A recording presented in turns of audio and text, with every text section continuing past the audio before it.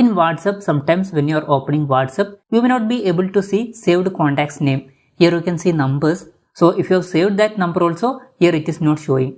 In this video, we will be telling about how to solve this problem. The main reason for this is that you may not have given contacts permission to WhatsApp. So WhatsApp will not be able to access your contacts. So they are just showing that number. So in this case, you need to give your contacts permission to WhatsApp. For this, what you need to do is long press on WhatsApp application. When you are long pressing here, you can see I button, click on this button, or you can see app info option, click on app info. If you are not able to see that option, what you need to do is go to settings. In settings, search for apps or applications. When you are searching for apps or applications, you can see app or applications. According to brands, this may differ. Anyways, in my Poco phone, it is given as apps. Click on apps. When you are clicking on that, you can see manage apps option. Click on that. And when you are clicking on that, you can see every apps that is installed. From this, select WhatsApp.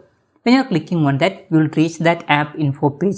If you want, you can directly access this by long pressing on that application. Anyways, here you can see one option, app permissions. Click on this option. Here you can see contacts option, but it is under denied section. You need to enable permission.